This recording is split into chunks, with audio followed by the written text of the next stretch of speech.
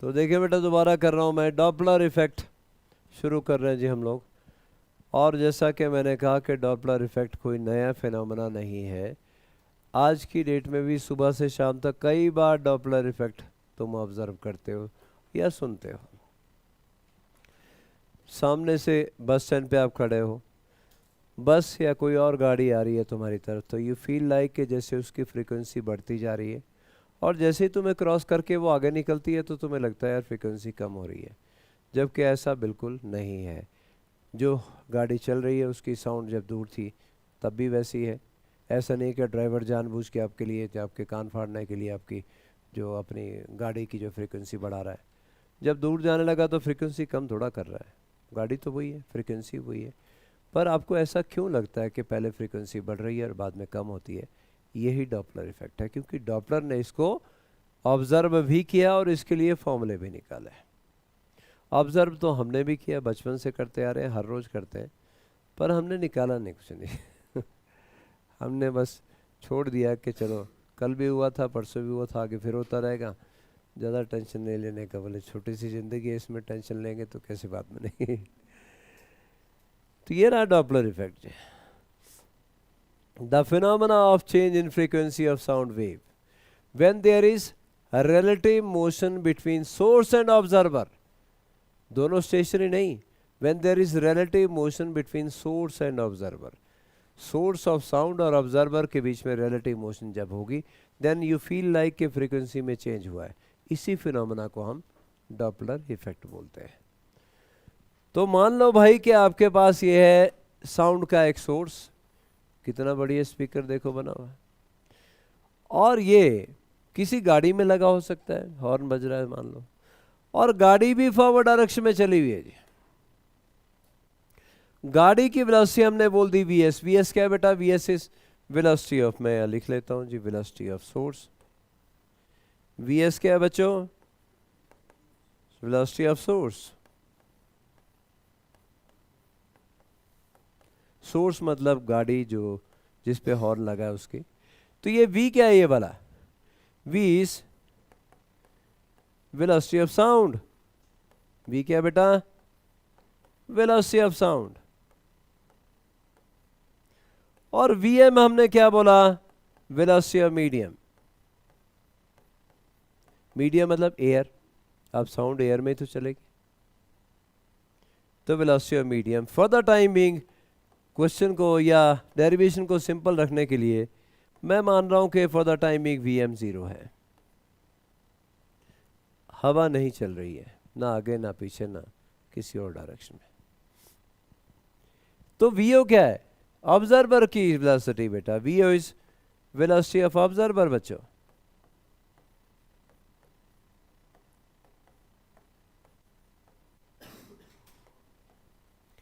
Vo is velocity of observer. तो कौन कौन आ गया बेटा? सोर्स आ गया, साउंड आ गई और ऑब्जर्वर आ गई। Vs velocity of source, V velocity of sound, Vo velocity of observer. कोई दिक्कत बेटा यहां तक? बढ़िया जी। अब ये होता क्यों है कि तुम्हें क्यों लगा फ्रीक्वेंसी बढ़ रही है? जैसे मैं यहां खड़ा हूं, मान लो आप लोग मुझे सुन रहे हो, तो मैं जब बात कर रहा हूं तो साउंड वेव निकल रही है ना बेटा, कंप्रेशन रेडिफेक्शन की फॉर्म में तुम तक जाके पहुंच रही है, और जो मैं इस वेवलेंथ साउंड की निकाल रहा हूं मुंह से, वही तुम तक, तुम्हारे कानों तक जाके पहुंच रही है। ओरिजिनल जो लैम्डा जो मैंने निकाला वो तुम्हारे कान तक पहुंच गया। लेकिन अगर मैं फॉरवर्ड डायरेक्शन में चलना शुरू कर दूं, आगे की तरफ चलना शुरू कर दूं और साथ में बोलता भी रहूं, तो मैं जो साउंड वेव निकाल रहा हूं उनको कंप्रेस करता हुआ चलूंगा साथ में, और अगर कंप्रेस करूंगा तो लैम्डा कम हो जाएगा, लैम्डा कम हो जाएगा तो फ्रीक्वेंसी बढ़ जाएगी। यही रीज़न है तुम्हें लगता है यार बॉस फ्रीक्वेंसी बढ़ रही है। और अगर मैं पीछे जाना शुरू हो जाऊं तो वेवलेंथ बढ़ा दूंगा, वेवलेंथ बढ़ेगी तो फ्रीक्वेंसी कम हो जाएगी, है ना। तो ये देखिए जी, हमें क्या करने लगे हम लोग, velocity of sound with respect to source, sound की वेलोसिटी v, सोर्स की वेलोसिटी vs। देखना सब एक ही डायरेक्शन में चले हुए बेटा, साउंड भी आगे जा रही है, सोर्स भी आगे जा रहा है, ऑब्जर्वर भी आगे जा रहा है, मतलब हमारा जो फॉर्मूला बनेगा वो इसी सिचुएशन के लिए बनेगा, all are moving in same direction. तो क्या मुझे बताओगे velocity of sound with respect to source क्या आएगी? बिल्कुल, बहुत बढ़िया बेटा। ऐसे बोलना था फटाफट से, तो चीज़ें समझ में दो बॉडी अगर एक ही डायरेक्शन में जा रही है तो रिलेटिव वेलोसिटी माइनस करके तो निकालते हैं, v माइनस वी एस। आगे जी, उसके बाद एपरेंट वेवलेंथ, आप जानते हो v क्या होता है, एफ लेमडा बेटा है ना, और लेमडा क्या हो जाएगा v अपॉन एफ, राइट। तो एपरेंट वेवलेंथ मतलब लेमडा डैश, क्यों लेमडा डैश क्यों, अरे भाई ओरिजिनल वेवलेंथ नहीं चल रही है, जब सोर्स चलने लगा फॉरवर्ड डायरेक्शन में वो कंप्रेस कर रहा है वेव्स को, और कंप्रेस कर रहा तो लेमडा डैश क्या होगा फिर, v अपॉन एफ, v की जगह v minus V S upon f is actual frequency of sound waves, f is actual frequency of sound waves.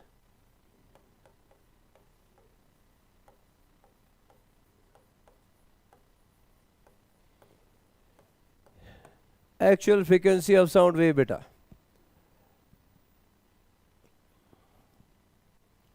तो लैम्डा डैश आ गया जी v minus V S upon V F, कोई दिक्कत बच्चों इसमें, चलो बढ़िया जी।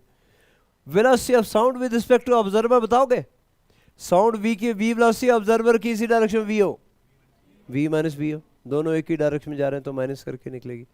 Velocity of sound with respect to observer v minus v हो, सुनिएगा ध्यान से, ऑब्जर्वर भी चल रहा है, ऑब्जर्वर के कान में कौन पहुंचा, लैम्डा नहीं पहुंचा, कौन पहुंचा, लैम्डा डैश, ऑब्जर्वर के कान में लैम्डा डैश पहुंचा, और रिलेटिव वेलोसिटी भी चेंज हो चुकी है, v माइनस वी हो चुकी है, तो apparent frequency f dash, v होता है बेटा f लैम्डा है ना, तो f क्या हो जाएगा, v अपॉन लैम्डा, तो क्या लिखूं, v माइनस वी हो अपॉन कौन पहुंचा उसके कान में, लैम्डा डैश, लैम्डा डैश की वैल्यू डाल दो बेटा, v माइनस वी हो डिवाइड बाय लैम्डा डैश क्या था, v minus V S into F, हो गया बेटा, खत्म है डॉपलर इफेक्ट, ये डेरिवेशन है डॉपलर इफेक्ट की। Apparent frequency of sound wave is v minus V O divide by v minus V S into F. जितना आसान था डॉपलर इफेक्ट प्रूव करने के लिए, इसकी प्रॉब्लम उतनी ही मुश्किल होती है। अब आपको कुछ चीज़ें समझनी है प्रॉब्लम सॉल्व करने के लिए। डॉपलर इफेक्ट हो लिया, ये डेफिनेशन पूछी जाती है आपसे, और आपको प्रूफ देना हो तो ये प्रूफ आपको देना होता है, हो गया डॉपलर इफेक्ट। हाँ, अगर कोई बोले यार मीडियम भी इसी डायरेक्शन में जा रहा है, अगर कोई बोले मीडियम भी, तो साउंड की वेलोसिटी क्या हो जाएगी, v प्लस वी एम, तो उस केस में if medium is also moving तो एफ को क्या बोलूंगा, v plus V M minus V O divide by बोलो v plus V M minus V S into F हो जाएगा, उसमें क्या है। लेकिन कोई बोले ना ना यार हवा तो उल्टी डायरेक्शन में चल रही है, तो v minus V M minus V O, v minus V M minus V S, simple logic. Air medium अगर साउंड की डायरेक्शन में जा रहा है तो साउंड को सपोर्ट करेगा, और अगर ऑपोजिट डायरेक्शन में आ रहा है तो साउंड को अपोज करेगा। किसी और एंगल पे जा रहा है तो एंगल थीटा का कॉम्पोनेंट पे कॉम्पोनेंट निकालो थीटा की डायरेक्शन, तो वो ऐड कर दोगे v में। फिलहाल आपको इस पे फोकस करना है, ये तब जब आप +2 कर लोगे तो उसके बाद जो प्रॉब्लम है फिर इस पे फोकस करना। फिलहाल हम आज चीज़ों को आसान रखते हैं ताकि अभी वाली प्रॉब्लम आप पर आसानी से कर सको। F dash equal to v minus V O divide by v minus V S into F, right. लेकिन ये फॉर्मूला किसके लिए एप्लीकेबल है, when all are moving in same direction. All are moving in same direction का मतलब समझ लो क्या है, क्या, source moving toward the observer, observer moving away from the source. ये फॉर्मूला कब अप्लाई करोगे, when source is moving toward the observer. Number 1, observer moving away from the source. अगर वो बोलता है observer is moving toward the source, तो VO की जगह माइनस वीओ डाल दोगे, यहां प्लस हो जाएगा। प्रॉब्लम पढ़नी है अब ध्यान से। अगर वो बोलता है observer is moving toward the source, तो फिर भाई इसकी डायरेक्शन उल्टी होगी भाई, माइनस वीओ डालेंगे तो माइनस आ जाएगा। अगर वो बोलता है source is moving away from the observer, तो भाई वी एस का साइन नेगेटिव कर लो, यहां प्लस हो जाएगा। बस इतनी सी बात है। आपने ये ध्यान रखना है कि हमने ये जो डिराइव किया किसके लिए किया, when all are moving in same direction means source moving toward the observer, observer moving away from the source के लिए फॉर्मूला एप्लीकेबल है। चलो डिफरेंट केसेस डिस्कस कर लेते हैं। हो चुका है डॉपलर इफेक्ट, अगर स्कूल में प्रूव करने के लिए आता है आपको तो ये हो चुका है। लेकिन न्यूमेरिकल जब आएगा इसका, तो case 1, source is moving but observer at rest. Source चल रहा है लेकिन ऑब्जर्वर रेस्ट में है भाई, तो वीओ को जीरो डाल दो यार, इसमें क्या दिक्कत है ना। जो फॉर्मूला हमारा था उसमें वीओ को जीरो डाल देंगे, एफ डैश, ये रहा एफ डैश। तो ये देखिए जी मैं इसको लिखता हूं F dash equal to F, है ना बेटा, into V minus zero divide by V minus V S. Source moving toward the observer, उसका साइन तो वैसे रहेगा ना बेटा, v divide by V minus V S. तो ये आ गया f, क्योंकि मैं f मार रहा हूँ फ्रीक्वेंसी न्यू की जगह। ये आपके पास आंसर आ गया। यहाँ कोई परेशानी बेटा किसी को है जी? यहाँ तक कोई दिक्कत बेटा?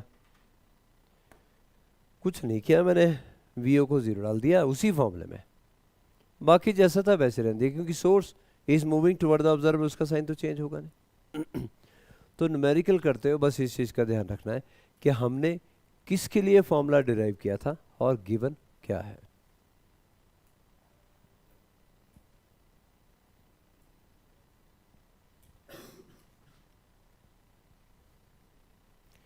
अगला केस देख लेते हैं। हो सकता है सोर्स रेस्ट में हो, ऑब्जर्वर मूव कर रहा हो, तो वी एस को जीरो डाल देंगे।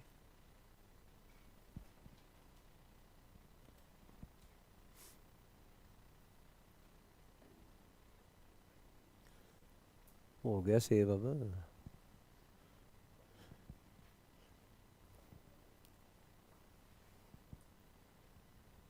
बस इसको एक बार बोल दो भाई, इससे बेटा सेव कर दे, फिर आधा घंटा सेव ही करते रहे तो फिर ठहर तो जा। अब इसने हटना ही नहीं है, यही तो चीनियों का पंगा है।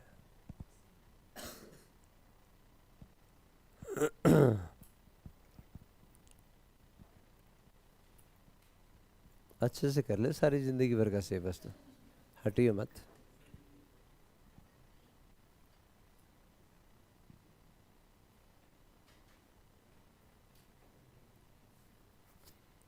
तो डॉपलर इफेक्ट प्रूफ आसान था।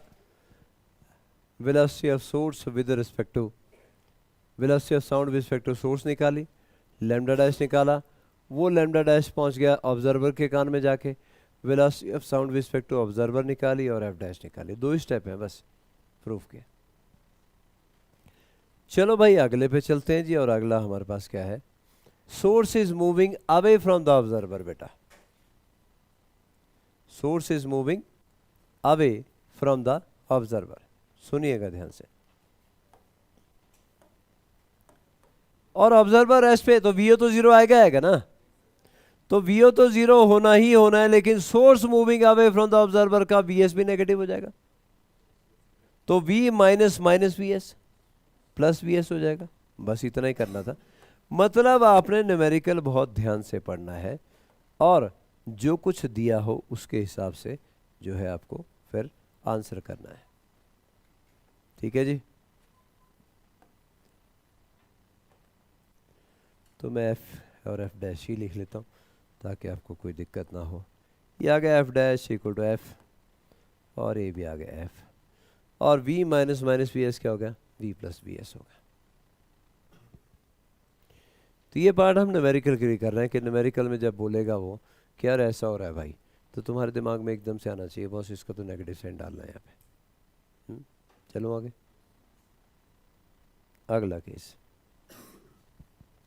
When source and observer both are moving, लेकिन कैसे मूव कर रहे हैं बेटा? Source moving toward the observer, तो इसका साइन तो पॉजिटिव ही रहेगा, but observer moving toward the source, इसका साइन नेगेटिव हो जाएगा। पहले observer was moving away from the source, so if observer is moving toward the source, तो वीओ की जगह माइनस वीओ डालेंगे, ये वी माइनस माइनस वीओ क्या आ जाएगा? Plus VO. वीएस का वैसे रहेगा वी माइनस वी एस, और हमारे पास ये नया फॉर्मूला कुछ इस तरीके से निकल आएगा। क्या क्लियर हो गया बच्चों? चलो भाई मैं एन की जगह इसमें भी एफ डाल लेता हूँ। ठीक है जी? तो मैं लिख लेता हूँ जी, ये आ गया F dash equal to F, और ये आ गया आपके पास एफ।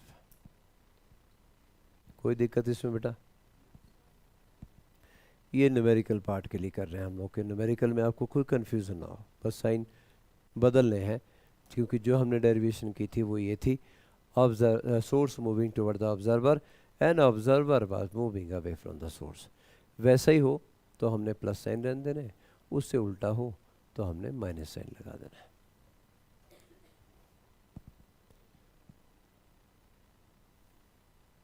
चला जाए आगे।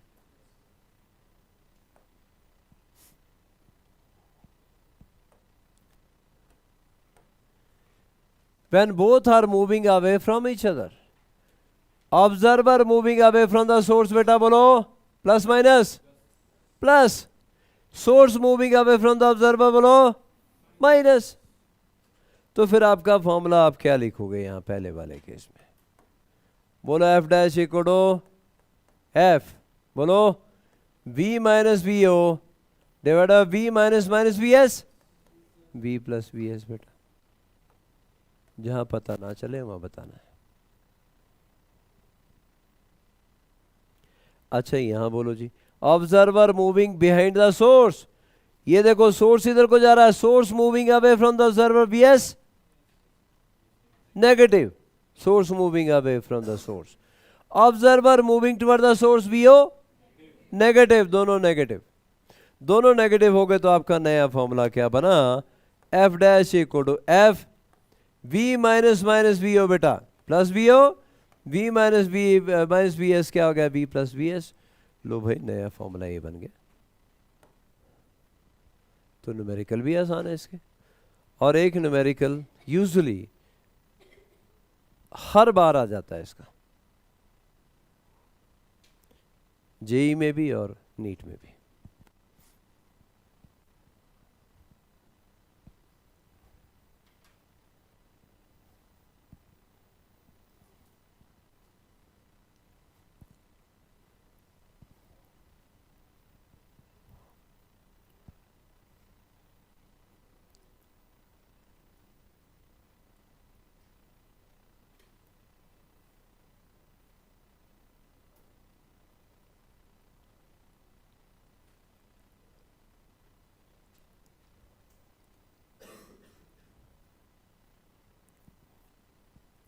क्या आगे चला जाए बच्चों?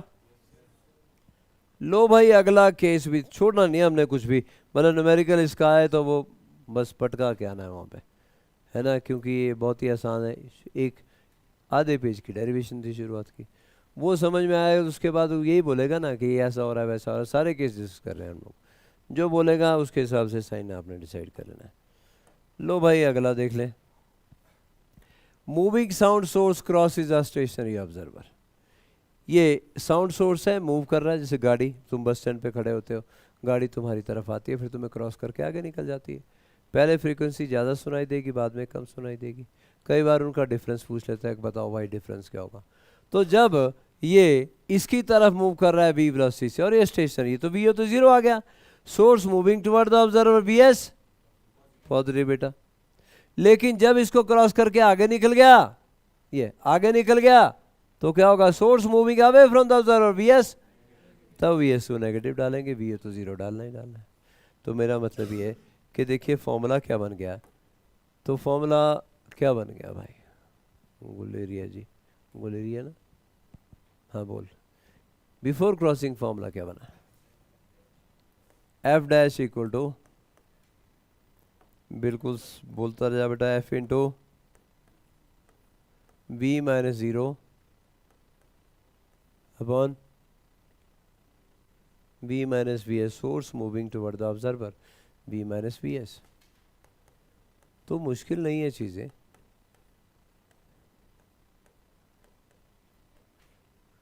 गुलेरिया ने कर लिया मतलब खत्म, ठीक, कुछ बचा ही नहीं इसमें।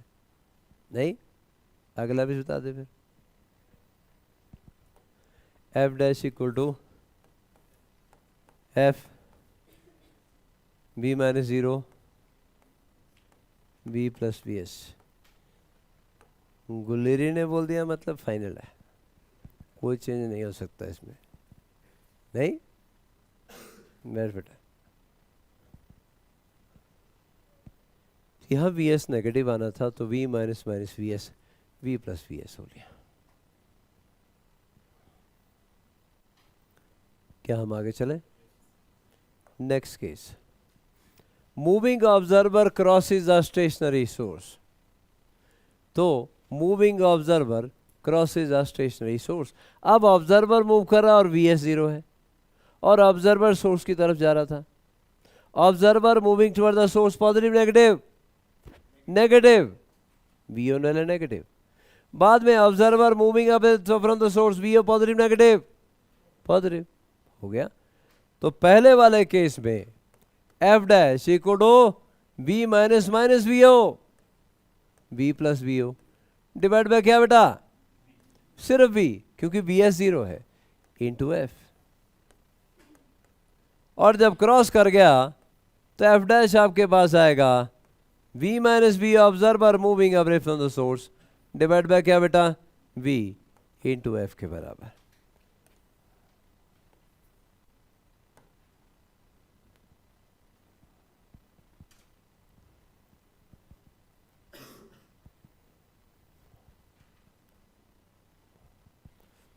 तो ये कोई नई चीज हमारे लिए नहीं है, रोज सुबह से शाम तक ये हमारे साथ होता है। जो हमारे साथ रोज होता है हम उसी को मैथमेटिकली रीड करने की कोशिश कर रहे हैं। अभी भी जाओगे बस पकड़ने के लिए तो फिर यही होगा, पर यह है कि अभी तक तुमने ऑब्जर्व करना छोड़ दिया था, क्योंकि बचपन से हो रहा है तो बंदा भाई कौन यार इसकी टेंशन लेता रहे खाम। आज तुम्हारा टॉपिक रिफ्रेश हो गया है, 2-4 दिन के लिए अब तुम ज़रूर ऑब्जर्व करोगे कि हाँ यार ये तो होता है बॉस। गाड़ी कोई तुम्हारी तरफ आ रही है तो लगता है फ्रीक्वेंसी बढ़ रही है, दूर जा रही है तो लगता है फ्रीक्वेंसी कम हो रही है। क्या हम आगे चलें?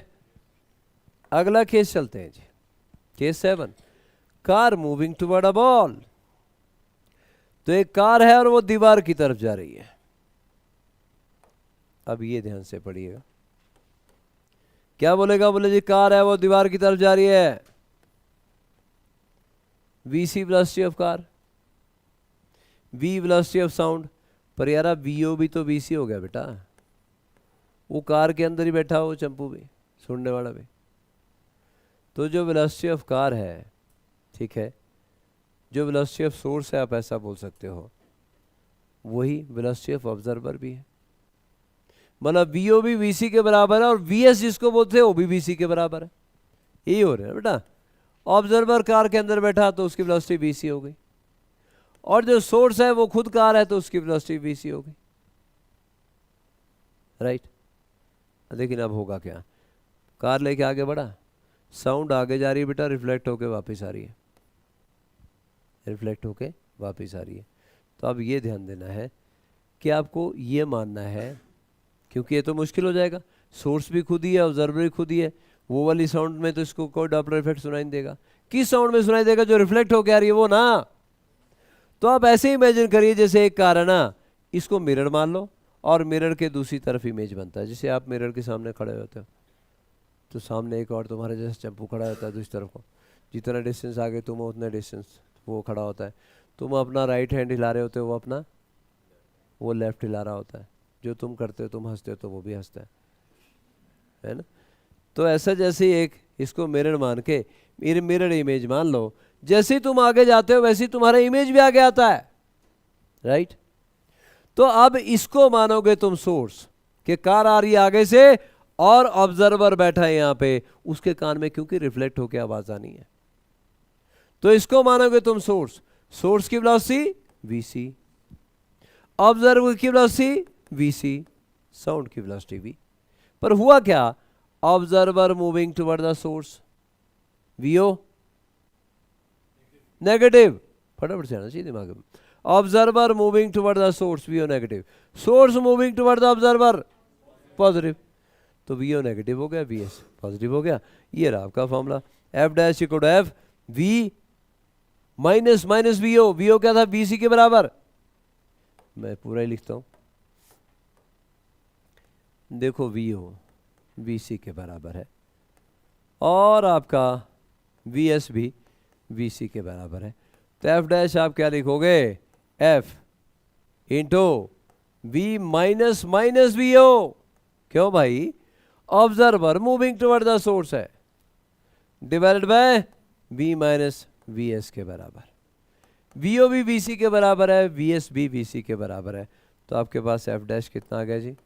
F into V plus V C divide by V minus V सी।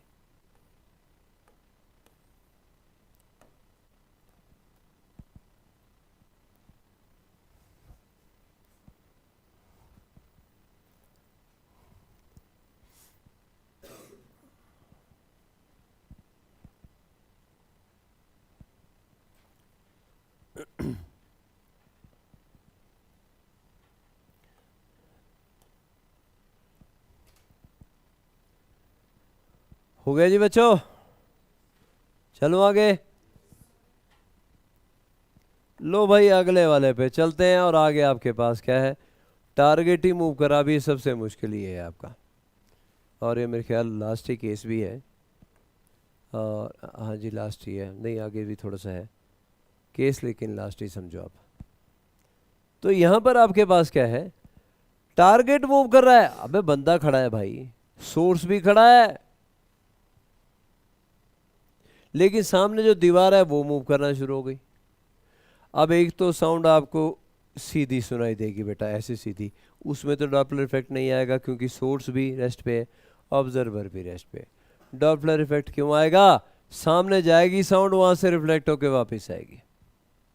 सामने साउंड जाएगी, वहां से रिफ्लेक्ट होके वापस आएगी। और आपका टारगेट आगे की तरफ को मूव कर रहा है। ठीक, ऑब्जर्वर तो यही है ना।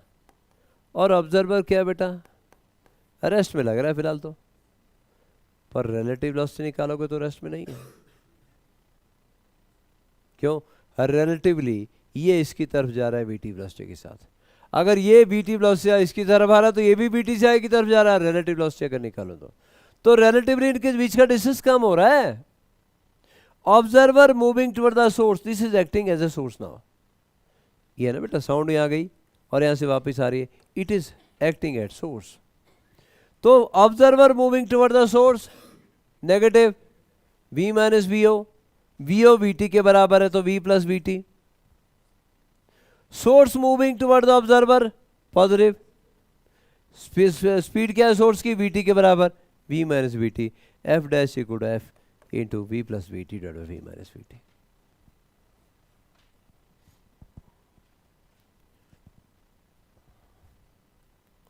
तो यहाँ मैं आपको बता दूं कि ऑब्जर्वर की वेलोसिटी रिलेटिव वेलोसिटी वीटी के बराबर है। रिलेटिवली दोनों एक दूसरे की तरफ मूव कर रहे हैं। और सोर्स की वेलोसिटी भी वीटी के बराबर है। लेकिन ऑब्जर्वर क्योंकि सोर्स की तरफ मूव कर रहा है तो ऑब्जर्वर का साइन नेगेटिव होने की वजह से फॉर्मूला ये था v minus V O divide by v minus V S, क्योंकि source is moving toward the observer, वो सही है। तो एफ डैश आपके पास आ गया था जी v plus V O divide by v minus V S. V O भी टी के बराबर था, वी टी के बराबर टारगेट की वेलोसिटी, वी एस भी वी टी के बराबर था, इसलिए फॉर्मूला बना। डिटेल में लिखा जाए तो अब ये सबसे मुश्किल आएगा अगर आपको आएगा तो। अब इसमें क्या जैसा मुश्किल है? जब तक नहीं करोगे तब तक मुश्किल है, कर लिया तो सब चीज़ें आसान है। तो मुश्किल वही होता है जो आपने नहीं किया हो। जो कुछ आपके हाथों से निकल गया, जो कुछ आपने कर लिया, वो सब आसान होगा। हाँ हाँ minus V T, thank you.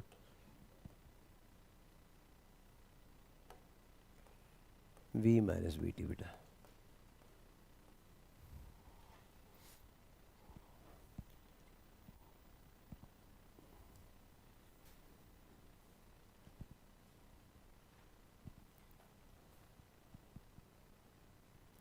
चलें आगे बेटा। डॉपलर इफेक्ट में चले हुए जी हम लोग। स्कूल के लिए वो एक एक पेज काफ़ी है बस, क्योंकि स्कूल में आपसे डेफिनेशन पूछी जाएगी और डेरिवेशन पूछी जाएगी, बस हो लिया। लेकिन ये सारा जो हम जुगाड़ आगे कर रहे हैं ये नीट और जेई के लिए कर रहे हैं जी। Source and observer not moving along the same straight line. अभी तो क्या एज्यूम किया आपने? अभी आपने बेटा ये एज्यूम किया कि भाई ये आपके पास सोर्स था, है ना, और ये आपके पास ऑब्जर्वर था, they are moving along the same straight line. इसी के लिए था ना ये फॉर्मूले आपके, किसके लिए थे? When they are moving along the same straight line बच्चों, राइट। लेकिन ऐसा भी हो सकता है कि भाई वो सेम स्ट्रेट लाइन में ना मूव करे। ये आपका सोर्स जा रहा है making angle θ1 with this line, और ये आपका ऑब्जर्वर जा रहा है और ये एंगल बना रहा है θ2। नहीं जा रहे हैं एक ही लाइन के अलॉन्ग, नहीं मूव कर रहे, अलग अलग डायरेक्शन में मूव कर रहे हैं। और अगर वो अलग अलग डायरेक्शन मूव कर रहे हैं तो रूल पता क्या है? Use component of there velocities along the line joining them. ये सोर्स था और ये ऑब्जर्वर था, बंदा, दोनों की लाइन को ज्वाइन कर रही है ना, find their component of their velocity along the line joining them. तो वीएस का कॉम्पोनेंट इस डायरेक्शन में कितना आ गया बेटा? V S cos θ1। और सिचुएशन क्या बनी? Source moving toward the observer, positive positive, source moving toward the observer, positive बेटा। ऑब्जर्वर का कॉम्पोनेंट इधर को आया, VO cos θ2, observer moving away from the source, positive, दोनों पॉजिटिव। तो मतलब कोई बोले कि एफ डैश बताओ क्या होगा, तो बोलो V minus VO cos θ2 divided by V minus VS cos θ1 into F, बस। So if the source and observer are not moving along the same straight line, then always use component of their velocities along the line joining them.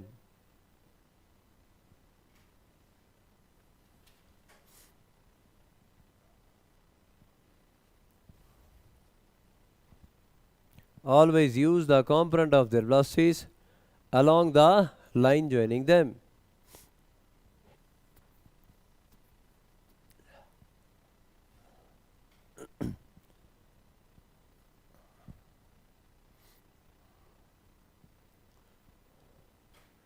हो गया जी बच्चों?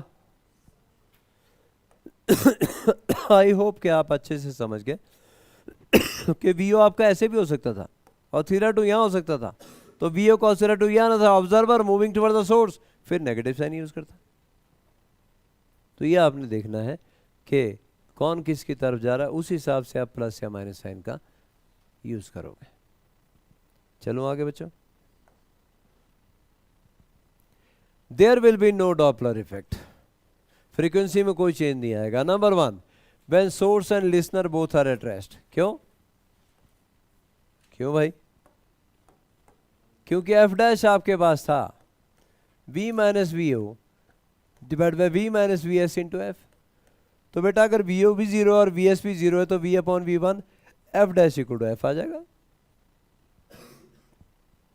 There will be no change in frequency. तो पहले वाले case में VO भी अगर 0 हो जाए और VS भी अगर 0 हो जाए तो बेटा एफ डैश एफ के बराबर आ गया, नो डॉपलर इफेक्ट।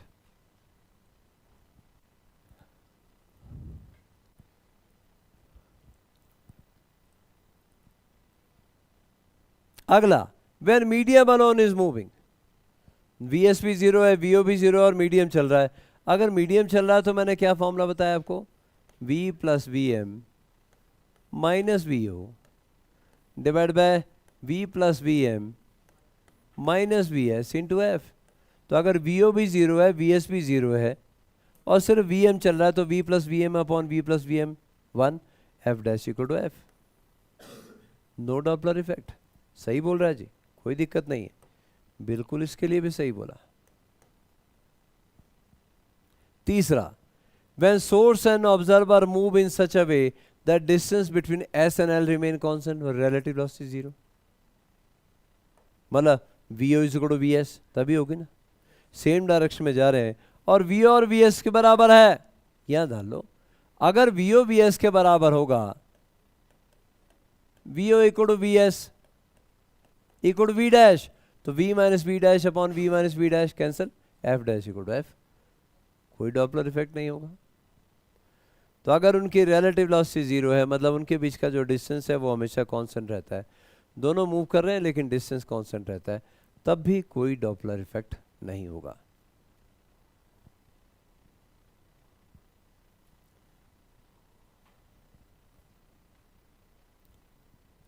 अगला देखें, when source and observer are moving in mutually perpendicular direction, तो कंपोनेंट फाइंड आउट करोगे, ये वी ओ है, ठीक है बेटा, और ये आपका वी एस है, ठीक। तो म्यूचुअली परपेंडिकुलर डायरेक्शन में अगर जाएं तो आपको along the line joining them component find out करने हैं, ठीक है। तो अगर ये यहाँ पर है और ये यहाँ पर है, तो along the line joining them, तो कंपोनेंट इसका अगर इस डायरेक्शन में निकालोगे तो क्या आएगा, वी एस कॉस 90 जीरो हो जाएगा, है ना बेटा। और इसका कंपोनेंट इस डायरेक्शन में निकालेंगे तो वो भी 90 कॉस 90 जीरो, दोनों के कंपोनेंट जीरो हो जाएंगे, दोनों रेस्ट में आ गए, एक टाइप के रेस्ट में आ गए, तो क्यों रॉक हुआ डॉपलर, क्या मेरी बात समझ में आ रही है। तो अगर ये आपका सोर्स है, ये आपका ऑब्जर्वर है, तो वी ओ का कंपोनेंट इधर को निकालोगे वी ओ कॉस 90 जीरो, और वी एस का कंपोनेंट भी आप किधर को निकालोगे जी, इधर को, वी ओ के अलोंग ना, अलोंग द लाइन ज्वाइनिंग यार, है कुछ गड़बड़ तो नहीं हो रही बेटा, ठीक है। S and L along the line joining, line joining के अलोंग,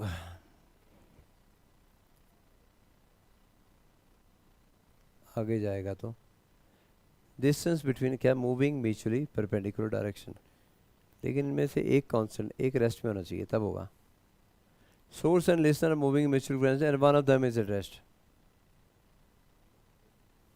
क्योंकि फिर नहीं आएगा, नहीं तो one of them is and one of them is rest and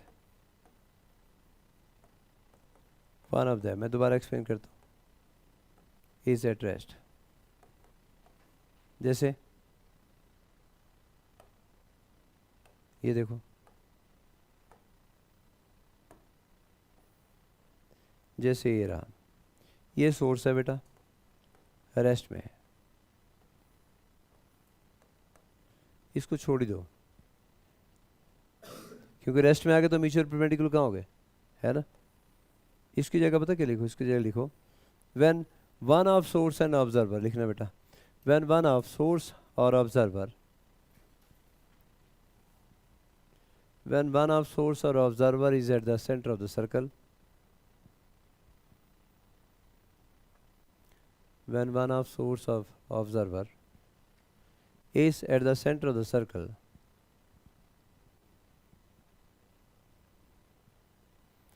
while other is moving, while other is moving uniformly along the circular path, while other is moving uniformly along the circular path, ऐसे बेटा। तो क्या होगा, along the line joining, vs तो zero है ही ना, इसके along component find out करोगे तो vs cos 90 वो भी जीरो, vo भी जीरो, vs भी जीरो, दोनों जीरो हो गए, तो v f dash equal to f आ गया, कहाँ हुआ डॉपलर इफेक्ट। तो इसको हटा के आप, बस ये पॉइंट मैंने आपको लिखवा दिया, ये सारा डॉपलर इफेक्ट के बारे में था। अब आप मज़े से इसके जो क्वेश्चन है वो अटेम्प्ट करिए, सारे निकलेंगे, इसके बाहर कुछ नहीं है डॉपलर इफेक्ट का, ठीक है।